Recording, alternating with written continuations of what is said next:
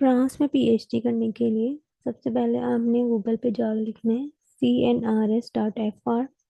तो एक website open हो जाएगी, वहाँ पे आपने ये वाली वेबसाइट ओपन हो जाएगी। यहाँ पे आपने आवर जॉब्स में जाना है और यहाँ पे क्लिक करना है रिसर्च प्रोफेशंस में।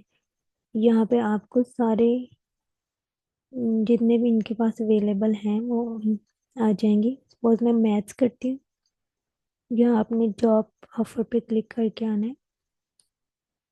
तो ये हमारे पास वेबसाइट ओपन हो जाएगी।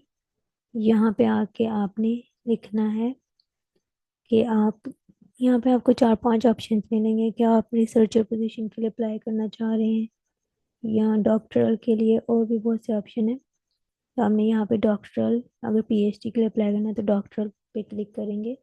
और नीचे यहाँ पे एरिया पूछ रहे हैं कि किस एरिया में अप्लाई करना चाह रहे हैं, फ्रांस के किस एरिया में, तो ये मैंने हॉल पे क्लिक कर दिए। उसके बाद नीचे कीवर्ड लिखना है, जैसे आपका डिपार्टमेंट मैथ है या बायो है, फिजिक्स केमिस्ट्री जो भी है वो आपने लिखना है जिससे रिलेटेड आप सर्च करना चाह रहे हैं। जी मैंने बायो लिख के सर्च किया है। तो नीचे सारी जितने भी ओपन पोजीशंस होंगी या जितने भी एडवर्टाइज की होंगी उन्होंने, वो यहाँ पे आ जाएंगी। यू कैन सी, ये मेरे पास पूरा पेज आ गया है। यहाँ इस साइड पर उन्होंने रिलीज डेट लिखी होगी कि किस डेट को उन्होंने ये एडवर्टाइजमेंट दी है। तो इसकी डेडलाइन कितनी है ये आपको हर एक पे क्लिक करके इसकी डिस्क्रिप्शन में मिलेगा जाके। उसके बाद उन्होंने ये वर्क प्लेस का बताया है, उसके बाद एम्प्लॉयमेंट एरिया के फ्रांस के किस एरिया में है।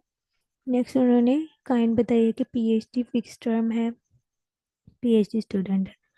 तो ये आपने चेक करना है। इसको चेक करने के लिए क्या करेंगे, जिसमें भी जो भी आपसे रिलेटेड लग रहा है आपको पोजीशन, आपने उस पर क्लिक करना है। उस पर क्लिक करेंगे तो नीचे नेक्स्ट पेज ओपन हो जाएगा। उस पेज में सारी डिस्क्रिप्शन दी होगी। ये सबसे पहले ये है, आई गेस फ्रेंच लैंग्वेज है, तो इसको इंग्लिश में हम ट्रांसलेट कर लेते हैं।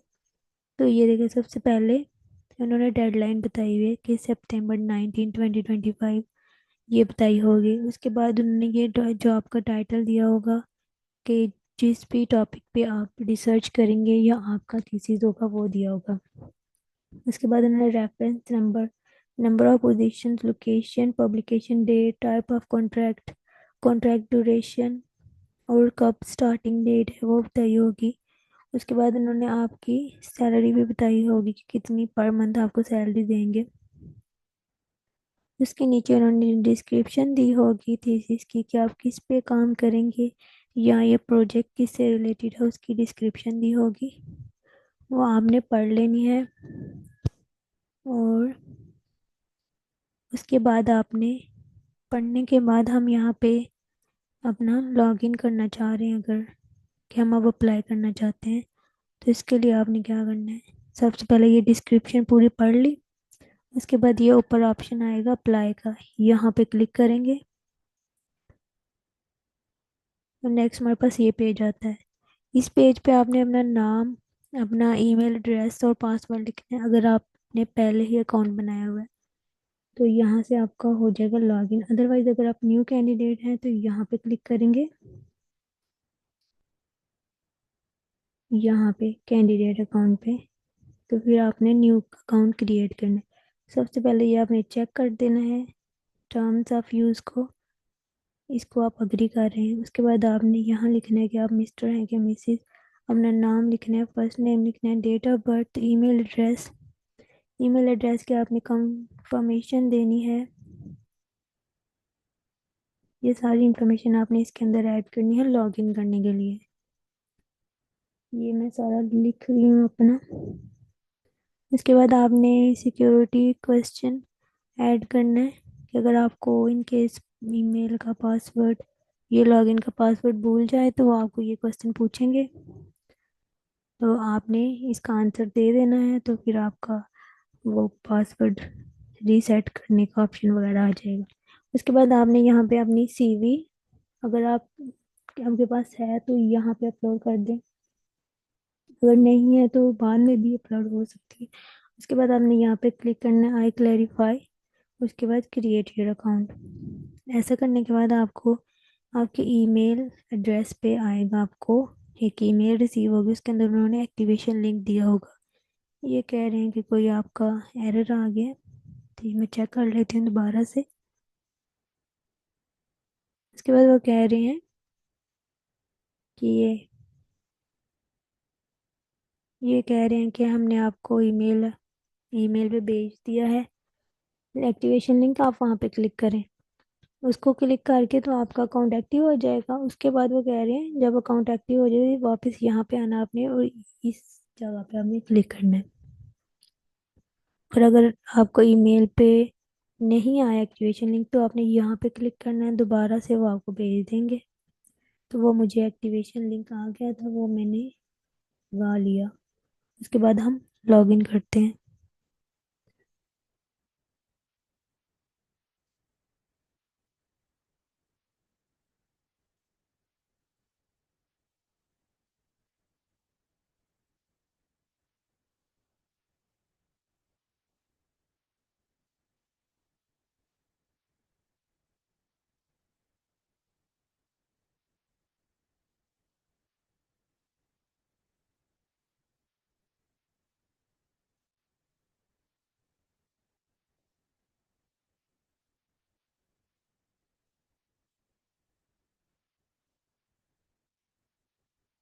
तो मुझे एक्टिवेशन लिंक आ गया, तो मैंने अपना अकाउंट वहाँ पे क्लिक करके, तो ये अपना अकाउंट मेरा ओपन हो गया। अब मैं यहाँ पे पोजीशंस देख रही थी, यहाँ पे अप्लाई करने वाली थी, तो मैं यहाँ अप्लाई पे क्लिक करूँगी।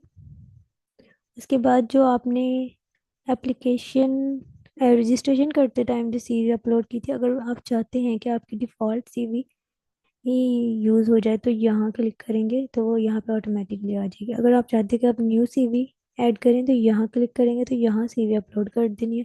उसके बाद आपने कवर लेटर लिखना है, उस पोजीशन को डिस्क्रिप्शन को नज़र में रखते हुए। उसके बाद आपने इसको कवर लेटर को यहाँ पे अपलोड कर देना है। एंड देन ये कह रहे हैं कि आपने सीवी तब अपलोड नहीं की थी, अगर आप करना चाह रहे हैं तो। नहीं, मैंने नहीं की थी उस टाइम, मैं नहीं करूँगी।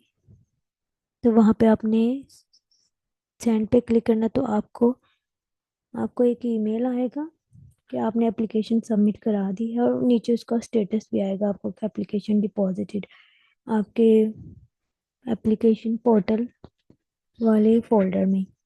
वहाँ पे आपको आएगा, वहाँ पे आपको साथ साथ आता जाएगा। जैसे ही आपकी ये सबमिट होगी तो आपको आएगा कि डिपॉजिट होगी। उसके बाद आपको अगर वो रिव्यू करना स्टार्ट हो गए तो आ जाएगा अंडर रिव्यू। अगर आपकी एक्सेप्ट हुई है तो एक्सेप्टेड आ जाएगा, अगर रिजेक्ट हुई है तो वो कह देंगे कि नॉट एक्सेप्टेड, या फिर जो भी वर्ड्स वो यूज़ करते हैं वो आ जाएगा। नेक्स्ट अब हम कोई और चूज़ करते हैं कि केमिस्ट्री सपोज मैं लिख रही हूँ। तो ये देखें ये सारी केमिस्ट्री की हैं। ओपन पोजीशन है, डॉक्टरल भी हैं, रिसर्च पोजीशन भी हैं, पोस्ट डॉक्टरल भी हैं। इसी तरह ये इसकी डेडलाइन बताई होगी सबसे पहले।